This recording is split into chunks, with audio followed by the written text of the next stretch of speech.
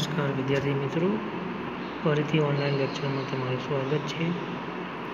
રઘુ આપણો પેપર છે સી 303 રઘુવંશ સ્વરૂપ 14 1 થી 50 શ્લોક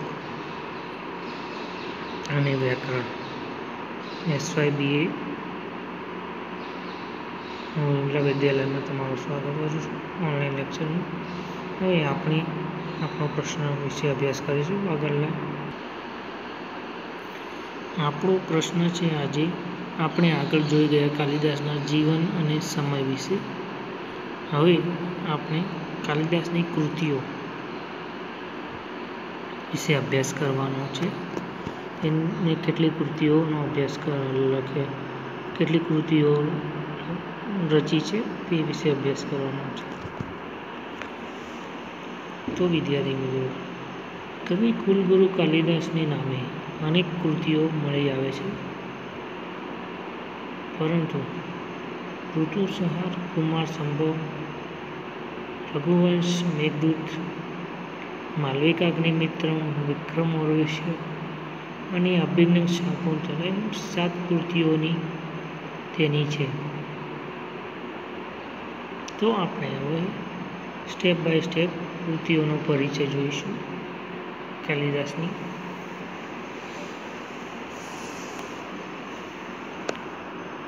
તો પ્રથમ કૃતિ છે આપણી ઋતુસંહાર.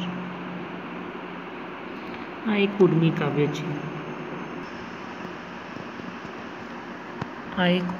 કાવ્ય છે.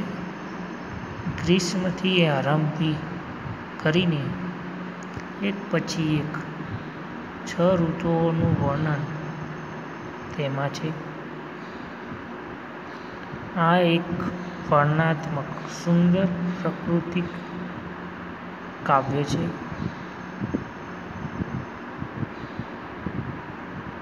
આમાં પ્રત્યેક ઋતુનું તેમની વિશિષ્ટતા સાથે વિસ્તૃત વર્ણન કરી પ્રેમીઓ પર તેની અસર થાય છે તે કવિએ બતાવ્યું છે.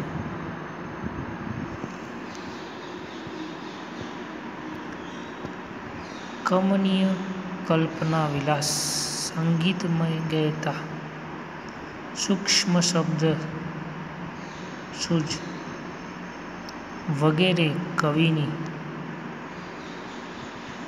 લાક્ષણિકતાઓનું અહીં દર્શન થાય છે. કેટલાક વિદ્વાનો એમ પણ માને છે કે આ કૃતિના રચયિતા કાલિદાસ નથી, પણ બીજા કોઈ કવિ છે. છતાં તટસ્થ દ્રષ્ટિથી વિવેચન કરતાં એમ સ્વીકારી શકાય છે કે કોઈ પણ વ્યક્તિની પ્રથમ કૃતિમાં ઉણપ તો રહે જ છે.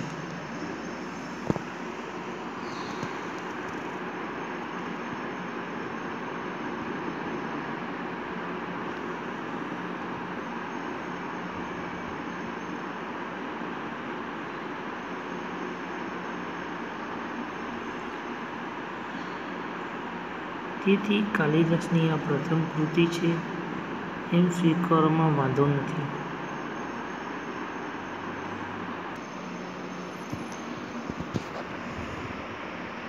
ત્યારબાદ આપણી બીજી કૃતિ છે મેઘદૂત.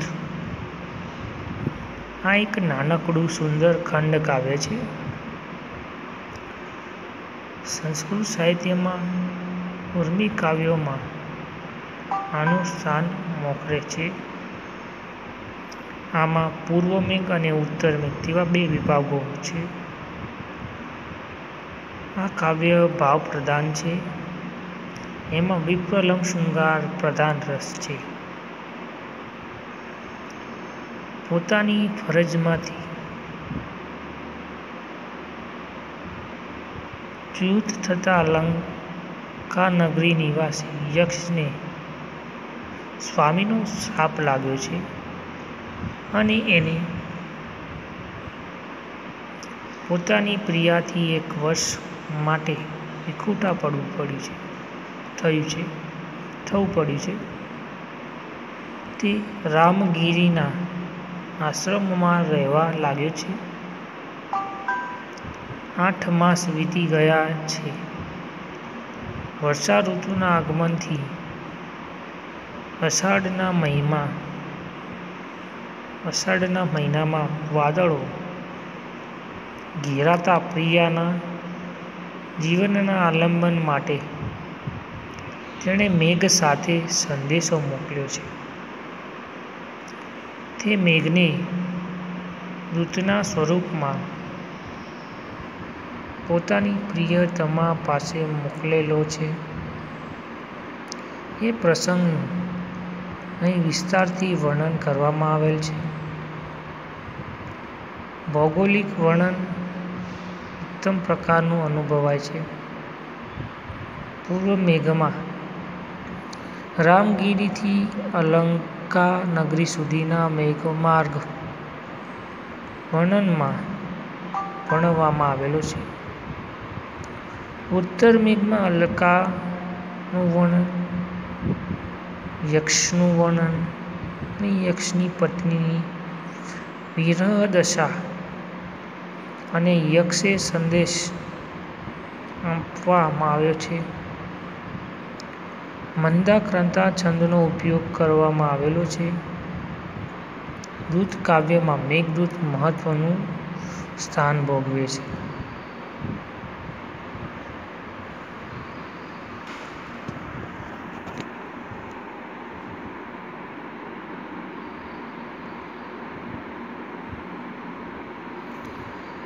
તે પછી આપણે આગળ જોઈએ. ત્રીજું છે માલવિકા અગ્નિમિત્રમ. કાલિદાસનું એક નાટક છે માલવિકા અગ્નિમિત્રમ. તો આપણે હવે માલવિકા અગ્નિમિત્રમ નાટક વિશે જોઈએ. શુંગ વંશના રાજા અને પુષ્પમિત્રના પુત્ર અગ્નિમિત્રને નાયક તરીકે લઈને તેની માલવિકા સાથેના પ્રણયની કથાનું નિરૂપણ આ કૃતિમાં કાલિદાસની પ્રથમ નાટ્યકૃતિ છે. કાલિદાસે પ્રસ્તાવનામાં ભાસ, સૌમિર વગેરે પૂર્વસૂરીઓનું સ્મરણ કર્યું છે. નાટકનો નાયક અતિ રસિક છે, જ્યારે નાયિકા મુગ્ધા છે. પોતાની પત્નીથી ડરતો તે નાયક સાથે પ્રણય ચેષ્ટા કરે છે. તેમાં પકડાઈ જતા રમૂજ પેદા થાય છે. કથામાં રાજાની રાણી વિઘ્નરૂપ બને છે. પરિણામે નાયક નાયિકાની સંતપ્તિ બને છે.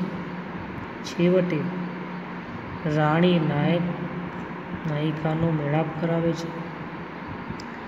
નાયિકાઓની સમક્ષ પાંગળી લાગે છે. જ્યારે વિદૂષક પોતાના બુદ્ધિ ચાતુર્યથી નાયક કરતાં પણ વિશિષ્ટ સ્થાન પ્રાપ્ત કરે છે. કૃતિમાં કેટલુંક સુંદર રસસ્થાનો પણ છે.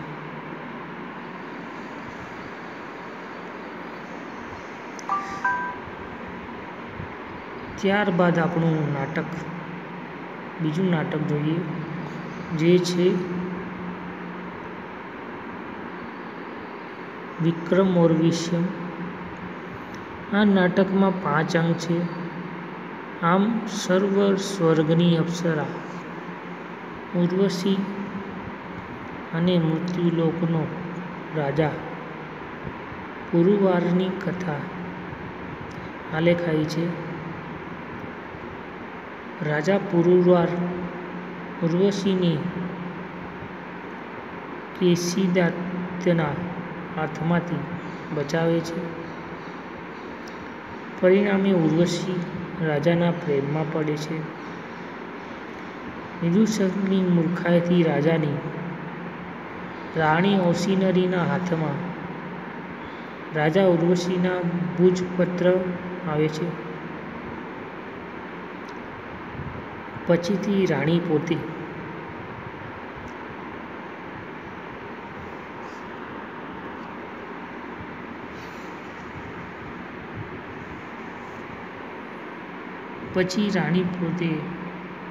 પ્રિયાનું પ્રસાદનું વર્તન નિમિત્તે રાજાના પ્રણય માર્ગમાંથી ખસી જાય છે. લગ્ન પછી પુરુરવા અને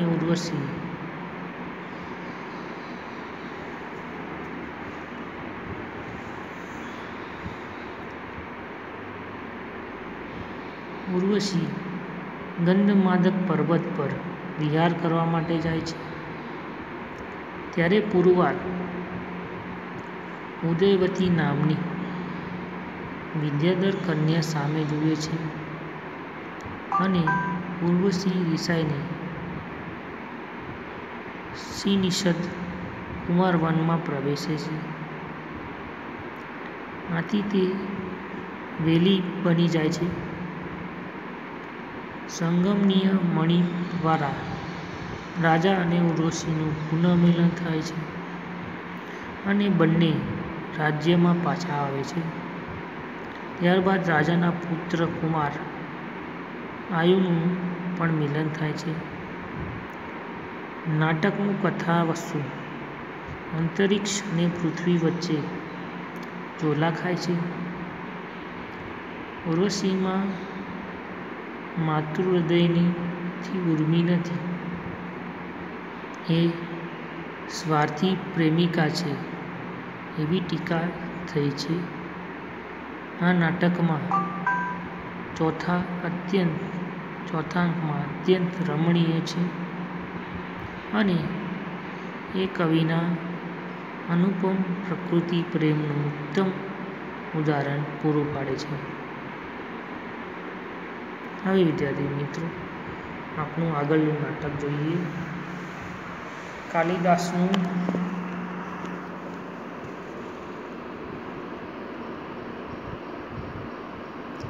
સાત અંકનું નાટક છે. અભિજ્ઞ શાકુંતલ સર્વશ્રેષ્ઠ નાટક. આ નાટક 7 અંકનું નાટક છે. આ કાલિદાસની સર્વશ્રેષ્ઠ નાટ્યકૃતિ ગણવામાં આવે છે. આમાં કર્ણની પાલક પુત્રી શકુંતલા અને રાજા દુષ્યંતની પ્રેમની કથા છે. શિકારે ગયેલો દુષ્યંત શકુંતલાને જુએ છે અને તેના તરફ આકર્ષાય છે.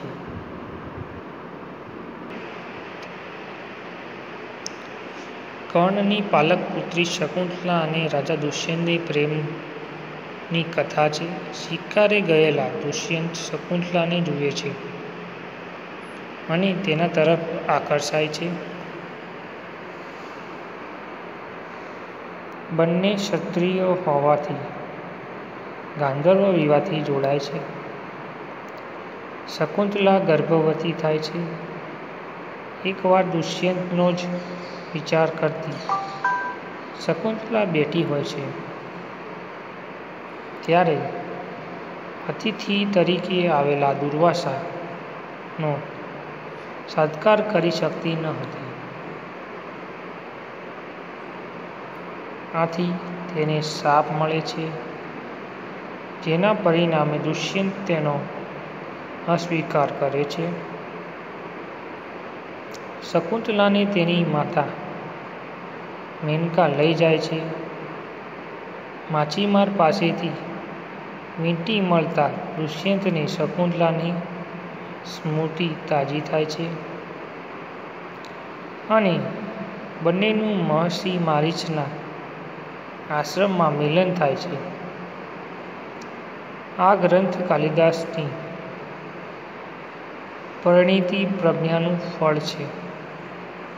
અહીં વસ્તુ, પ્રસંગ, પાત્ર વગેરેનું સુંદર ઔચિત્ય જળવાયું છે.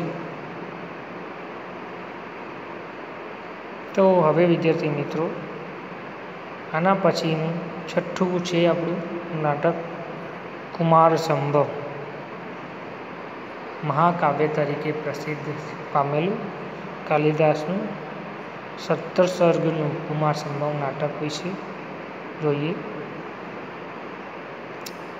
સંસ્કૃત પંચ મહાકાવ્યોમાં કુમાર સંભવની ગણના થાય છે. તેમાં 17 સર્ગો આવેલા છે, પણ 8 સર્ગ જ મળે છે.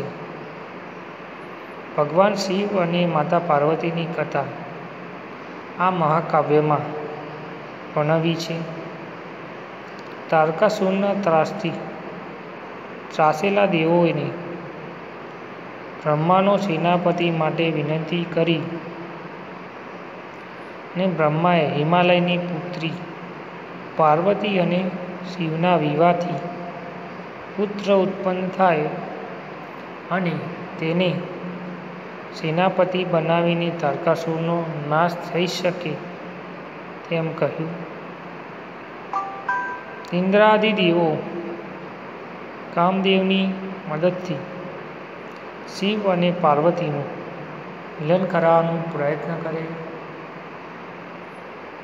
પરંતુ શિવના ક્રોધથી કામદેવ ભસ્મ થઈ ગયો. ત્યારબાદ પાર્વતીએ તપ કર્યું. શિવે દાસ તરીકે પોતે જાહેર કર્યું. પાર્વતીના કહેવાથી શિવે સપ્ત ઋષિઓને હિમાલય પાસે પાર્વતીનું માંગું નાખવા મોકલે છે. ત્યાર પછી શિવ અને પાર્વતીનું ધામધૂમથી લગ્ન થયું. તેઓએ અનેક વર્ષ સુધી વિહાર કર્યો અને કાર્તિકેયના જન્મથી અસુરનો નાશ થયો. ત્યારબાદ જોઈએ તો હવે આપણું બીજું મહાકાવ્ય કાલિદાસનું રઘુવંશ, જે આપણે અભ્યાસક્રમમાં ભણીએ છીએ તે વિશે જોઈએ. રઘુવંશ આ એક મહાકાવ્ય છે. કાવ્યમાં રઘુવંશ રત્ન સમાન છે. આ કાવ્ય 19 સર્ગોનું છે.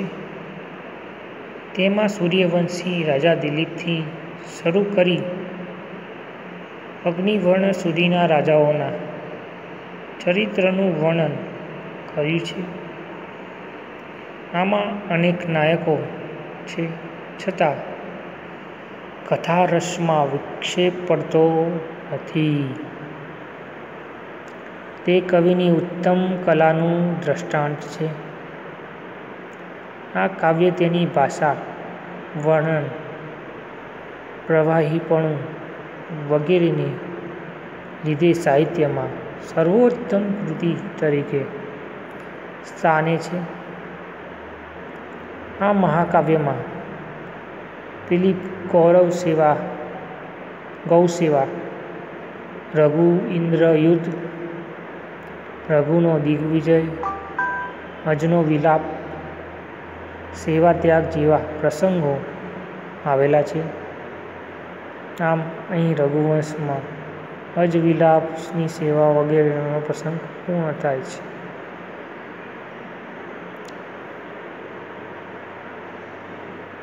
રઘુવંશનું સાહિત્ય સ્વરૂપ જોઈએ તો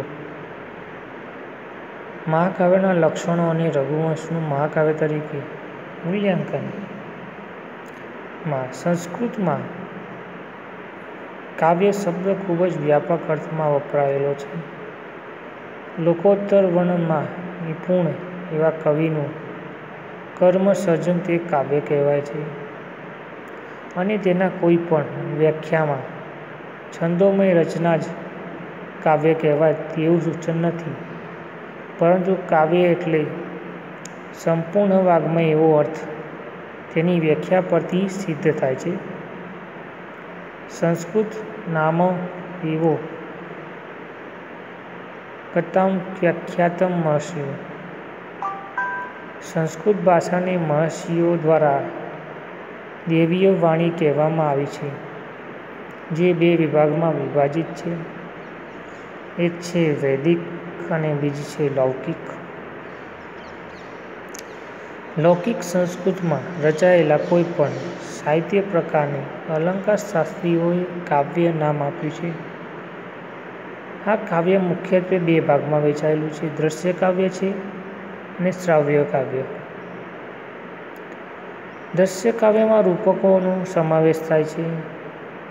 વેશભૂષા, ભાવ, અભિવ્યક્તિ, દેખાવ વગેરે અનુકરણ તથા અભિનય દ્વારા પાત્રોનો દર્શકોનું આકર્ષણ છે. રંગભૂમિ સંવાદોથી કાવ્યને દર્શાવવા બનાવે છે. શ્રવ્ય કાવ્યો શબ્દો દ્વારા વાચકોને અને શ્રોતાઓને આનંદિત કરે છે. આ કાવ્યમાં પદ્ય, ગદ્ય, ચંપુ એવા 3 પેટા પ્રકારોનો સમાવેશ થાય છે. દ્રશ્ય અને શ્રવ્ય કાવ્યમાં પેટા પ્રકારો નીચે પ્રમાણે છે: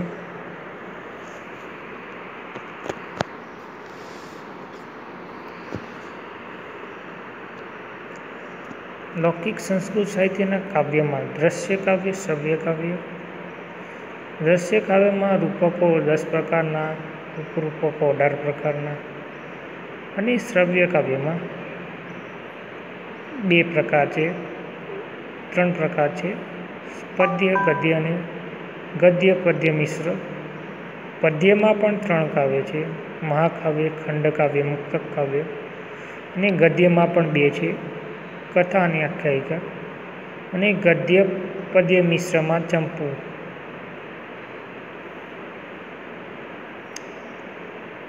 શ્રાવ્ય કાવ્યમાં પદ્યમાં મહાકાવ્યનું પ્રમુખ કાવ્ય પ્રકાર છે.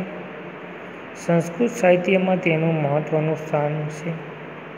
મહત અને કાવ્ય એવા 2 પદોના સમાસથી બનેલું મહાકાવ્ય પદ તેના મોટા કદ અને વિસ્તારને અભિવ્યક્ત કરે છે, જેમાં જીવનનું ઊંડું અને વ્યાપક ચિત્ર રજૂ કરવામાં આવે છે. સંસ્કૃત કાવ્યના અને પ્રકારોમાંથી દ્રશ્ય કાવ્યમાં રૂપકના પ્રકાર તરીકે નાટક અને પ્રકરણનો સારો વિકાસ થયો છે, જ્યારે શ્રાવ્ય કાવ્ય વિભાગમાં મહાકાવ્યનું જોડાણ વિપુલ પ્રમાણમાં થયો છે.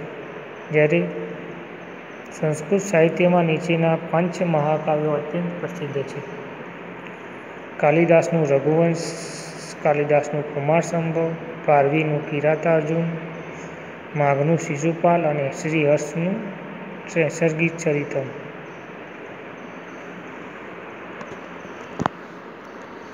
ત્યારબાદ જોઈએ તો સંસ્કૃત શ્રેષ્ઠ સાહિત્યનો વિકાસ થતાં સંસ્કૃત અલંકાર શાસ્ત્રીઓએ મહાકાવ્યની રચનામાં રસ લીધો અને તેનો નિયમો નક્કી કરવાનું કાર્ય શરૂ કર્યું. મહાકાવ્યની વ્યાખ્યા કરવાનો પ્રારંભ 5મી સદીથી શરૂ થયો. સંસ્કૃત કાવ્યમાં લક્ષણોની બાબતમાં ભામહ, દંડી, વિશ્વનાથ વગેરે દ્વારા જે લક્ષણો તારવામાં આવ્યા છે તે આ પ્રમાણે છે: પ્રથમ તો છે સર્ગબદ્ધ મહાકાવ્ય. તેને નામે સૂચવે છે તેમ તેમાં મહા મોટું કાવ્ય હોવાથી તે અનેક વિભાગમાં વહેંચાયેલું હોવું જોઈએ. આ વિભાગો સર્ગોમાં કહેવામાં આવે છે. આ સર્ગોની સંખ્યા 8થી ઓછા અને 30થી વધારે ન હોવી જોઈએ. સર્ગમાં આવતી કથાવસ્તુ અનુસાર સર્ગનું નામાદિ થવું જોઈએ. એક સર્ગ એક જ છંદનો પ્રયોગ કરવો જોઈએ, પરંતુ સર્ગના અંતે આવતો શ્લોક અન્ય છંદમાં આવતો હોવો જોઈએ. બીજું છે પ્રારંભ. આશીર્વાદ, નમસ્કાર, વસ્તુ નિર્દેશના અર્થાત મહાકાવ્યનો આરંભ નમસ્કાર, આશીર્વાદ કે કાવ્યમાં વર્ણવેલા વિષયવસ્તુને નિર્દેશ કરવામાં આવ્યો હોય છે અથવા તેનો પ્રારંભ માંગલિક શ્લોક માંગલિક હોવો જોઈએ. કથાનક મહાકાવ્યનું કથાનક વિવિધ જીવન ચરિત્રને આલેખતું હોવું જોઈએ. તેનું મુખ્ય કથાનક ઐતિહાસિક પૌરાણિક કથાનકોમાંથી પસંદ કરવું જોઈએ. વિવેચકોના મતે મહાકાવ્ય લોકજીવનને પ્રેરક અને ઉપકારક હોવું જોઈએ. ચોથો મુદ્દો છે નાયક. મહાકાવ્યનું કથાનક સદાયશ્રી હોવું જોઈએ. એવા નિયમો હોવાથી તેના નાયક ચતુર અને ઉદાત્ત હોવા જોઈએ. સદવંશમાં જન્મેલા ક્ષત્રિય ગુણવાન અને ધીરોદાત્ત હોવો જોઈએ, અથવા દેવ પણ સંભવી શકે. કથાનકના અંતે નાયકનો અભ્યુદય થતો હોવો જોઈએ, જેથી તે માનવ સમાજને એક આદર્શ બની રહે. ઉદ્દેશ્ય મહાકાવ્યમાં માનવ જીવન માટે પ્રેરક અને ચતુર્વર્ગ ફળપ્રાપ્તિ ઉદ્દેશ્ય મનાયો છે. તેથી તેમાં ધર્મ, અર્થ અને કામ, મોક્ષ આ 4 પુરુષાર્થોમાંથી એક પણ પ્રતિબિંબિત સ્પષ્ટ પડતું હોવું જોઈએ, જેથી એ માનવ સમાજના ઉપકારક બની શકે. વર્ણનો મહાકાવ્યમાં વિશાળ અને વ્યાપક ફલકમાં વિવિધ પ્રકારના વર્ણનો અવકાશમાં હોવા જોઈએ. નગર, સાગર, પર્વત, ઋતુ, ચંદ્રોદય, સૂર્યોદય, ઉત્સવ, વિવાહ, મંત્રણ, નાયકનો અભ્યુદય, સંધ્યા, રાત્રિ, પ્રાતઃકાળ, મૃગજળ, વન, મુનિ વગેરે, સ્વર્ગ વગેરે વિષયોનું યથોસ્થાન યોગ્ય રીતે વર્ણવવું હોવું જોઈએ. રસ નિરૂપણ મહાકાવ્યમાં અલંકાર, વૈવિધ્ય, અલંકાર, અર્થ, ચમત્કૃતિ, કલા, વૈભવ તેમજ ભાવોનું આકર્ષક નિરૂપણ હોવું જોઈએ, જેથી વાચકોને રસ તરબોળ કરી દે અને તેમાં ઉપમા, ઉત્પ્રેક્ષા, ઉપમા, રૂપક, અર્થાન્યાસ જેવા અલંકારો હોવા જોઈએ. સંધિ નિરૂપણ મહાકાવ્યમાં નાટકની બધી જ સંધિઓ આવવી જોઈએ. તેનું વિસ્તરણ કથાનક અત્યંત સુગઠિત તથા સૌષ્ઠવવાળું હોવું જોઈએ. મહાકાવ્યનું મુખ, પ્રતિમુખ, ગર્ભ, વિમર્શ, નિર્વાહ એમ 5 સંધિઓ હોવી જોઈએ. લોક મનોરંજનના હંમેશા હોવું જોઈએ, એટલે કે બહુ જ સમાજને આનંદિત કરવા માટે સમર્થન હોવું જોઈએ. તેમાં કોઈ વાર દુર્જનોની નિંદા અને સજ્જનોની પ્રશંસા હોવી જોઈએ. અહીં એવી છૂટ આપી છે કે બધા જ લક્ષણો એક સાથે ન હોય, પરંતુ કોઈ લક્ષણના અભાવે મહાકાવ્યનું મહાકાવ્યપણું ઉપમાતું નથી.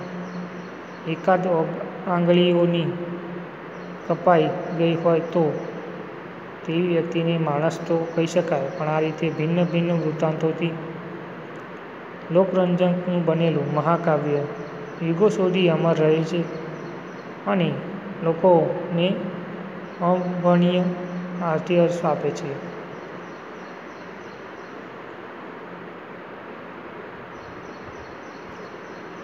તો વિદ્યાર્થી મિત્રો, અહીં આપણું રઘુવંશનું સર્ગબદ્ધતા અને રઘુવંશનું સાહિત્ય સ્વરૂપ અને કાલિદાસની 7 કૃતિઓ વિશે આપણે અભ્યાસ કરી ચૂક્યા. તો અહીં લેક્ચર પૂર્ણ થાય છે આપણું. અને હવે પછી આપણે જોઈશું રઘુવંશનું મહાકાવ્ય તરીકેનું મૂલ્યાંકન. એ પ્રશ્ન આપણે આવતા લેક્ચરમાં અભ્યાસ કરીશું.